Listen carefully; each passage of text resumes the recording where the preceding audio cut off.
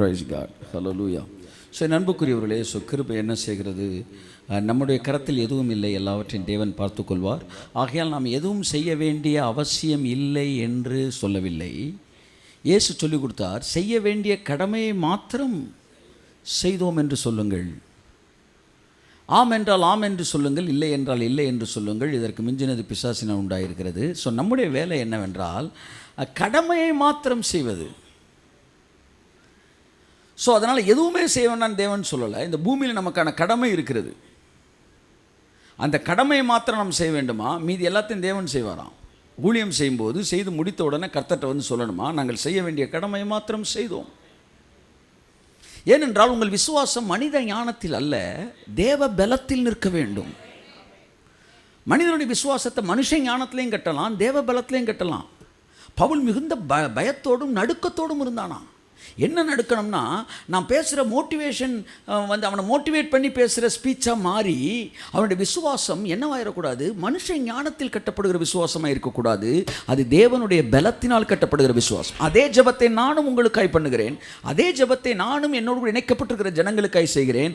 ஆண்டவரே, என்னுடைய செய்தியை கேட்கிற ஒரு வாழ்க்கையிலே விசுவாசம் மனுஷ ஞானத்தில் கட்டப்படாமல் தேவனுடைய பலத்தினால் கட்டப்படுவதாக. ஆகவே கர்த்தருடைய ஆவியானவர் உங்கள் எல்லோருடைய இருதயங்களிலும் உங்களுடைய விசுவாசத்தை தேவ பலத்தினாலே கட்டுவாராக. So he is the author of faith. அவர்தான் விசுவாசத்தின் துவக்கம் அல்லது கிரியேட்டர் ஆஃப் ஃபெய்த்.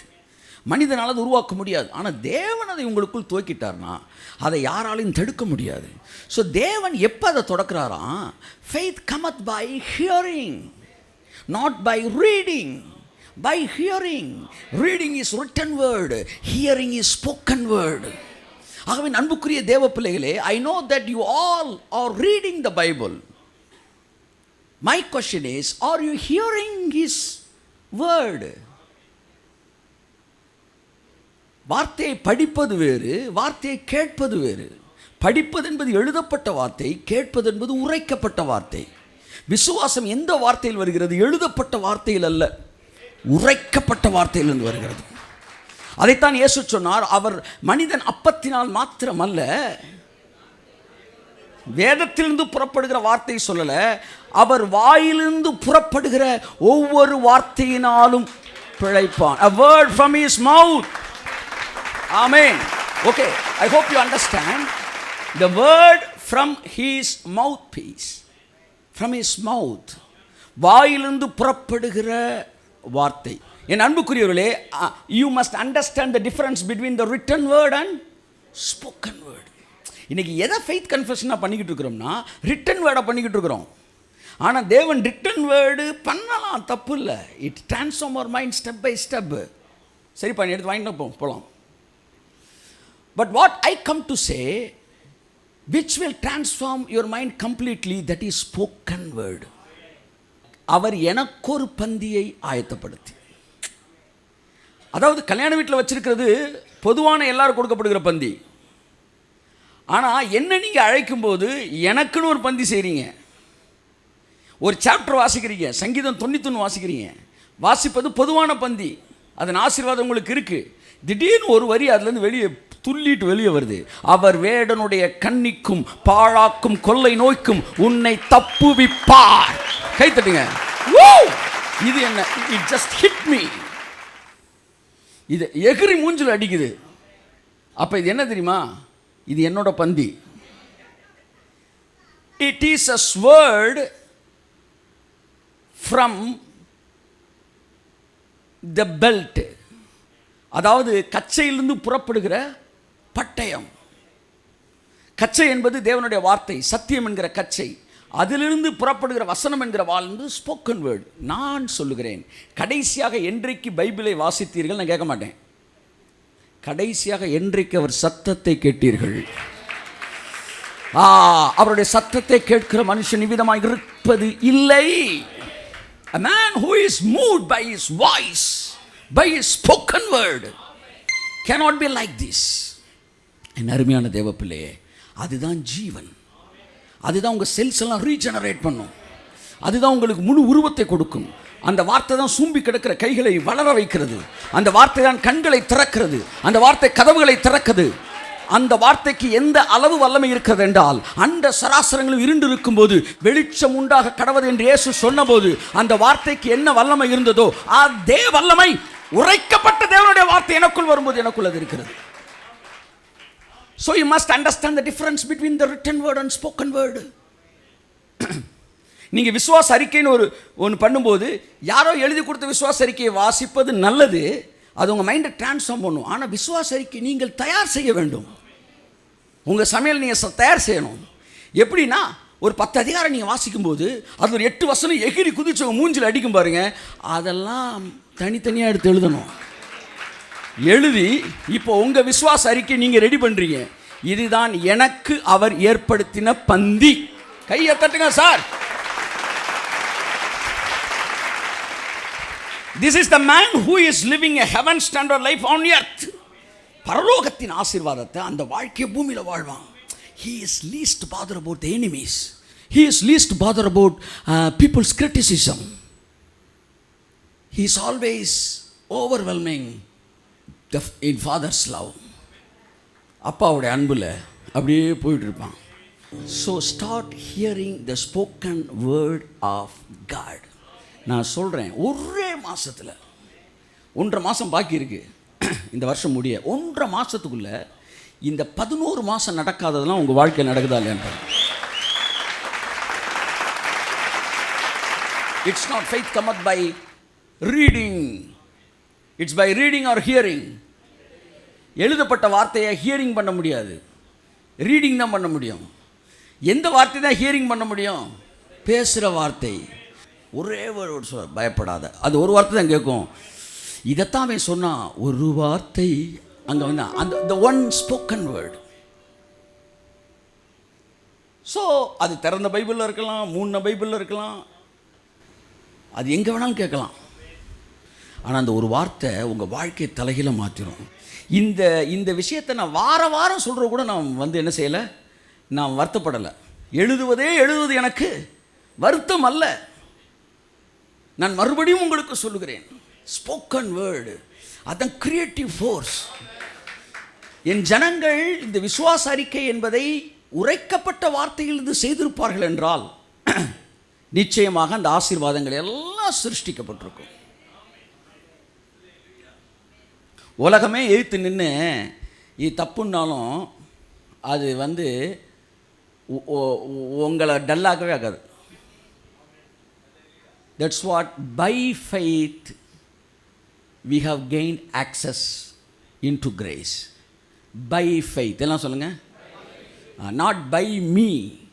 என்னால் விசுவாசம் மூவ் ஆகாது, விசுவாசம் தான் என்ன மூவ் பண்ணும்.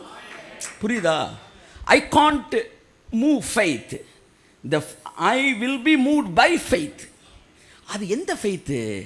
அதுதான் God given faith. ஒரே ஒரு வார்த்தை, நான் இருக்கேன்டா அப்படின்ட்டா, அந்த நான் இருக்கேன்டா அப்படின்ட்டான்னு வச்சுக்காங்களேன், அவ்வளோதான். இந்த உலகத்தில் எவ்வளவு பெரிய ஆளை நீங்கள் போடா, டே அவர் இருக்காரா, டே போடா, ஆண்டவனே நம்ம பக்கம் இருக்கிறான் என்கிற இடத்திற்கு நீங்கள் வந்து விடுவீர்கள். If you heard the spoken word. என் அருமையான தேவ பிள்ளைகளே, ஸோ அந்த வார்த்தைகள் நம்மை ஆசீர்வதிக்கக்கூடியதாக இருக்கட்டும். So everyday you just follow the spoken word of God. கர்த்தர் உங்களை ஆசீர்வதிப்பாராக. ஆமென் சொல்லுவோம். ஸோ நாம் வாசிப்போம். 1 சாமுவேல் 17:34. தாவீது சவுலை பார்த்து, உம்முடைய அடியான் என் தகப்பனுடைய ஆடுகளை மேய்த்து கொண்டிருக்கிற போது ஒரு விசை ஒரு சிங்கமும் ஒரு விசை ஒரு கரடியும் வந்து மந்தையில் இருக்கிற ஒரு ஆட்டை பிடித்து கொண்டது. ஆமென். நான் அதை தொடர்ந்து போய் அதை அடித்து அதை அதன் வாய்க்கு தப்புவித்தேன். அதன் வாய்க்கு கை தட்டுங்களேன். இந்த மெய்ப்பனுக்கு ஒரு தடவை. உங்களை பிசாசு பிடிச்சிட்டு போயிட்டான்னா சரி போயிடுச்சா, தூரமாக போயிடுச்சா அப்படின்னு விட்டுற மாட்டாராம், தொடர்ந்து விரட்டு வரான். எத்தனை அல்ல சார், நான் பின்மாறி 5 வருஷம் ஆச்சு சார், 5 வருஷம் ஆனாலும் விட மாட்டார். விரட்டி வந்து அதன் வாயிலிருந்து அந்த ஆட்டுக்குட்டியை தப்புவித்தானாம். என்ன நடந்துச்சு? வழக்கமாக ஆடு செத்துரும், சிங்கம் உயிரோடு இருக்கும். ஆனால் இங்கே மேய் பண்ணுறதுனால சிங்கம் செத்துருச்சு. நான் சொல்லவா, உங்களை சுற்றி இருக்கிற சிங்கமெல்லாம் செத்துரும், ஆனால் நீங்கள் ஆட்டுக்குட்டி நீங்கள் உசுரோடு இருப்பீங்க. ரொம்ப தெளிவாக பேசுகிறவங்க, தெளிவாக சிந்திக்கிறவங்க, தெளிவாக போட்டு விட்றவங்க, சூத்திரதாரிகள், சாணக்கியர்கள் வந்து இவங்க எல்லாம் காலியாக போயிடுவாங்க.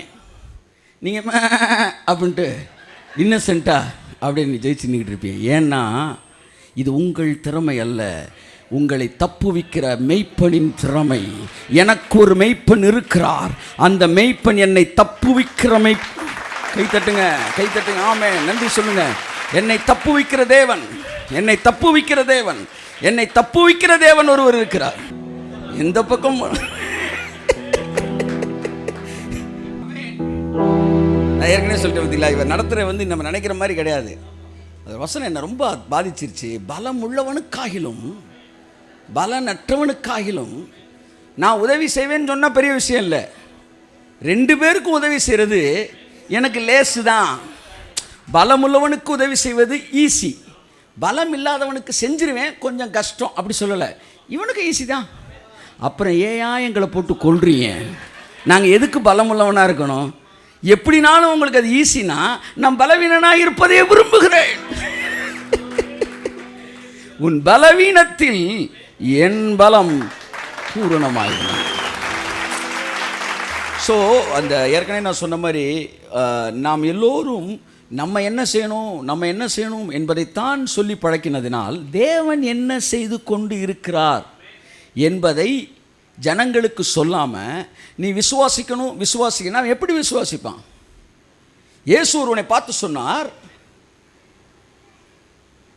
நீ வந்து தேவகுமாரனை விசுவாசிக்கிறாயா அப்படின்னு கேட்டார். அந்த குருடன் பார்வை அடைஞ்ச போது அவன் சொன்னான், நான் விசுவாசியும்படிக்கு அவர் யார் அப்படின்னு கேட்டான். சார், எனக்கு தெரியாத ஆளை நான் எப்படி சார் விசுவாசிக்க முடியும்? அவர் கேரக்டர் என்னன்னு தெரியாமல் எனக்கு எப்படி விசுவாசிக்க முடியும்? அவர் சொன்னார், உன்னோடு கூட பேசுகிற நானே அவர், உன்னை சுகமாக்கின நான் தான் அவர், என்ன நீ விசுவாசிக்கிறேன். அப்போ ஒரு மனிதனை நீங்கள் விசுவாசிக்க வேண்டும் என்றால் அவனுடைய குணங்கள் நமக்கு தெரிய வேண்டும். ஒரு ஆளை நீங்கள் நம்பணும்னா அவன் கேரக்டர் என்ன நமக்கு தெரியணும். அப்போ சபையானது விசுவாசத்தை பேசுவதை நிறுத்திவிட்டு தேவனுடைய குணத்தை பேசும் என்றால் சபைக்குள்ளே விசுவாசம் தானாக வளர ஆரம்பிக்கும் என்று நான் சொல்லுகிறேன். ஸோ நம்முடைய தேவன் தப்புவிக்கிற தேவன். தைரியமாக போங்கள். எவ்வளோ பெரிய பிரச்சனையில் நீங்கள் மாட்டியிருந்தாலும் உங்களை அவர் தப்புவிச்சிருவார். நீதி நியாயம்லாம் பேசுகிறாள் வெளியே போயிருங்க. இங்கே வந்து நீதி நியாயம் இருந்தால் நீ மாட்டியிருக்கவே மாட்டியே. நீ சித்தத்தின்படி செஞ்சால் நீ கடனில் இருந்திருப்பியா? எங்கேயோ ஒரு மேட்ரு வந்து என்ன செஞ்சுருக்க, மிஸ் பண்ணியிருக்கிற. எங்கேயோ சித்தத்தொட்டு வெளியே போய் உன் சொந்த புத்தியில் ஏதோ கணக்கு போட்டிருக்க. அதனால தான் நீ சிக்கலில் வந்து நின்றுருக்க. இந்த நேரத்தில் உன்ட்ட வந்து என்ன பேச முடியாது, வியாக்கியானம் பேச முடியாது. நீ செஞ்சது தப்பு இல்லாட்டி நீ மாட்டியிருக்கவே மாட்ட. அல்லது மதியினம், ரெண்டுமே தப்பு தான். ஆனால் தேவன் இந்த நேரத்தில் உனக்கு டீச் பண்ண விரும்பலை, உன்னை தப்புவிக்க விரும்புகிறார். உன்னை நீ குற்றவாளியாக நீ தீர்க்கவே வேண்டாம். நீ எவ்வளோ பெரிய பிரச்சனையில் இருந்தாலும் உன்னை தப்புவிக்கிற தாயுள்ளம் கொண்ட தேவன் உனக்கு இருக்கிறார். I know that you have known a fatherly hearted God, but you must do you know a motherly hearted God? ஒரு தாயை போல தன் பிள்ளையை தப்புவிக்குது பாருங்க. அப்பாட்ட இருந்து தப்புவிக்கிற ஒரு தாய். அல்லது நீ ஒளிஞ்சு பிடிச்சி விளையாடும்போது கூட ஒளிஞ்சிட்டீங்கன்னா அவங்க நீங்கள் இல்லைப்பா நான் கும்பிட்ற கடவுள் அதே மாதிரின்றேன் நான். அவருக்கும் அதே ஹார்ட் இருக்கு. அவர் தம் பிள்ளைகளை அப்படி காப்பாற்றுவார். அதான் பைபிள் சொல்லுது, எவனுடைய பாவங்கள் மூடப்பட்டதோ அவன் பாக்கியவான். மூடப்பட்டது யாருக்கு? அவருக்கா? அவரே பார்த்தா அவரே மூடிக்கிறதா? இது அவருக்கு மூடுறதில்லை. பாவங்கள் அவருக்கு முன்பாக மன்னிக்கப்பட்டது, மனிதர்களுக்கு முன்பாக மூடப்பட்டது. கை தட்டுங்க. ஆமென், ஆமென். எவனுடைய பாவங்கள் மனிதர்களுக்கு முன்பாக மூடப்பட்டதோ அவன் பாக்கியவான். எவனுடைய ஆவியில் கபடமில்லாதிருக்கிறதோ. அடுத்த வரி, சில ரொம்ப பரிசுத்தவானா இருப்பாங்க, எல்லா கபடும் இருக்கும் பாருங்க. ஆனால் தாவீது தன்னை பற்றி இங்கே எழுதுறான், எவனுடைய பாவங்கள் மன்னிக்கப்பட்டதோ எவனுடைய ஆவியில் கபடம் இல்லாதிருக்கிறதோ. இந்த ஆட்டுக்குட்டி சம்மந்தம் இல்லாமல் போய் என்ன செஞ்சுக்கணும் பாருங்க, வந்து பவுண்டரி விட்டு வெளியே போயிடும். ஆனால் மேய்ப்பன் அதை தப்பு வைக்கிறார். நீங்கள் அவற்றை வரும்போது நியாயம் பேசாதீங்க. இது உங்கள் நீதினா நியாயம் பேசணும். இது அவர் நீதி. நான் ஏற்கனவே சொல்லிட்டேன், அவர் நீதினா ஒரு தாயாக இருந்து அவள் உங்களுக்கு என்ன செய்வார் அதைத்தான். இப்போ பைபிளில் ஒரே ஒரு எக்ஸாம்பிள், 2 எக்ஸாம்பிள் பார்க்க போகிறோம். எப்படி ஒரு தாய் தன்னுடைய பிள்ளையை தப்பு வைக்கிறாள். அவன் தப்பு பண்ணியிருந்தாலும் அவனை தப்பு வச்சு, என் பிள்ளை எனக்கு முக்கியம், என் பிள்ளையோட உயிர் எனக்கு முக்கியம்னு சொல்லி தப்பு வைப்பது போல அவரும் உன்னை தப்பு வைக்கிற தேவனாக இருக்கிறார். ஆமேன். வியாதியிலிருந்து தப்பு வைப்பார், உன் எதிரிகளிலிருந்து தப்பு வைப்பார், உன் துரோகியிலிருந்து தப்பு வைப்பார், உனக்கு எதிராக வருகிற பிரச்சனைகளிலிருந்து தப்பு வைப்பார். அது எதனால் ரூட் காஸ்ட்லாம் அவர் பார்க்கறது இல்லை, ஆனால் ஒன்று அவர் தப்பு வைப்பார். கைத்தட்டுங்க ஒருத்தவர், அவ்வளோதான், அதுக்கு மேலே பேசக்கூடாது. ஆதியாகமம் 27ஆம் அதிகாரம் 41ஆம் வசனத்திலிருந்து. யாக்கோபை தன் தகப்பன் ஆசீர்வதித்ததின் நிமித்தம், யாக்கோபை தன் தகப்பன் இங்க பாருங்க, யாக்கோபு என்ன பண்ணிட்டான், ஏசா வாங்க வேண்டிய ஆசீர்வாதத்தை மாறு வேடம் போட்டு என்ன செஞ்சிட்டான், போய் ஆசீர்வாதத்தை வாங்கிட்டான். இந்த சினிமாலாம் டூப் போடுவாங்க பார்த்தீங்களா, அந்த ஃபைட்டு சீனில் ஒருத்தனை சொன்னாங்களா, இவர் தான் உங்களுக்கு டூப்பு, இந்த மாதிரி பாயிர சீன்லலாம் இவர் தான் நடிப்பாருன்னு. அப்போ டைரக்டர் சொன்னாராம், அவன் டூப்பு இல்லை, நீ தான் டூப்பு, அவன் தான் ஒரிஜினலாக தவறான், நீ தவற மாதிரி நடிக்கிற, ஆக்டர்ஸ் தான் டூப்பு, இந்த டூப்புக்கு நடிக்கிறாங்க பார்த்தீங்களா, அவங்க தான் ஒரிஜினலு. இப்போ இவன் என்ன செஞ்சிட்டான், ஏசா மாதிரி ஒரு டூப்பா ஒரு என்ன செஞ்சுட்டு காஸ்டியூம் போட்டுட்டு அவங்க அப்பாட்ட போய் ஆசீர்வாதத்தை ஃபுல்லாக வாங்கிட்டான். அவங்க அப்பா ஆசீர்வாதத்தை கொடுத்துட்டாரு. இப்போ தான் யாக்கோபு வாங்கி முடித்ததுக்கப்புறம் ஏசாவுல என்ன செய்கிறாரு, உலகமெல்லாம் சுற்றிட்டு ஆமாம் வர்றாரு பழத்தை வாங்குறதுக்கு. இவர் கும்புன்னு உட்காந்து உரிச்சு சாப்பிட்டுக்கிட்டு இருக்காப்புல. இவன் நுழைஞ்சவொடனே அவங்க அப்பாட்ட கேட்குறேன், அப்பா வந்து என்ன ஆசீர்வதிங்க. எப்பப்பா இப்போ தானேப்பா போனேன்னாரு. இல்லைப்பா நான் இப்போ தான் வர்றேன் அப்படின்றான். அப்போ இதுக்கு முன்னாடி வந்தது யாரா அப்படின்னு கேட்டப்ப, என்னப்பா சொல்கிறீங்கன்னு கண்டுபிடிச்சிட்டான் அவன். உன் சகோதரனை யாக்கோபு உன்னை வந்து என்னை ஏமாற்றி உன்னுடைய இதெல்லாம் வாங்கிட்டான்டா அப்படின்னு சொன்னால், என் பேர் யாக்கோபுன்றது கரெக்டாக தான் இருக்குது, என்னை இதோட 2 தடவை ஏமாற்றிட்டான், கூலை கொடுத்து மாலை வாங்கிட்டு போயிட்டான், இப்போ வந்து இதையும் பண்ணிட்டான், அவனை நான் விடவே கூடாது அப்படின்ட்டு அவன் அழுகிறான் புரண்டு. கடைசியில் அங்கனக்குள்ளே மீதி சிந்தி கிடக்கிற கொஞ்சம் ஆசீர்வாதத்தை எடுத்து கையில் கொடுத்துட்டு அவனையும் கேட்குறேன், அப்பா அதை திரும்ப வாங்க முடியாதான்? இல்லைப்பா, ஒன்ஸ் நான் ஒருத்தனை ஆசீர்வதிச்சிட்டேன்னா அதுக்கப்புறம் வேறு மேட்ரே கிடையாது, அவன் மாற்றவே முடியாது, அவன் ஆசீர்வதிக்கப்பட்டவனாகவே இருப்பான், அவ்வளோதான். Word cannot get it back. உடனே இவன் என்ன முடிவு எடுத்துட்டான், இப்படி பண்ணிட்டான்ல, இவன் என்ன செஞ்சிடணும், போட்டு தள்ளிடணும்டா எங்கு முடிவெடுக்கிறான். நான் கேட்குறேன், யாக்கோபு செஞ்சது தப்பா ரைட்டா? சொல்லுங்க.